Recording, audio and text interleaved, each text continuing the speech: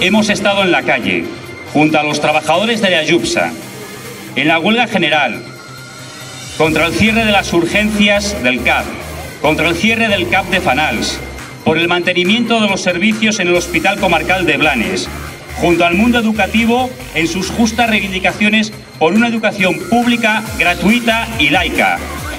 junto a los movimientos antidesahucios, contra las agresiones del Estado de Israel al pueblo palestino, recogiendo juguetes nuestros jóvenes para dárselo a las familias más desfavorecidas,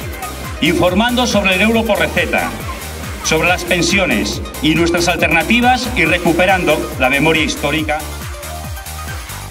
En el Ayuntamiento hemos conseguido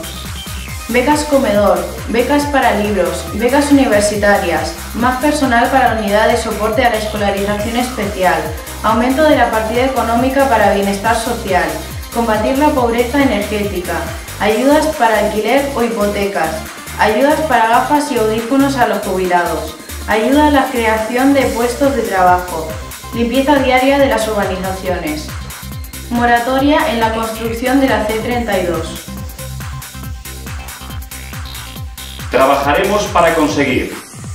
la reapertura de las urgencias en Lloret de Mar, un centro de día para mayores y una residencia asilo, elaboración de un plan integral contra la violencia de género, diversificación de la oferta educativa, mejorar el transporte urbano público, empleo de calidad para tener un turismo de calidad,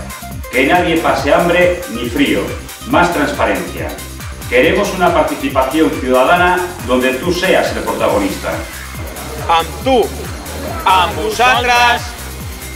recuperem Lloret!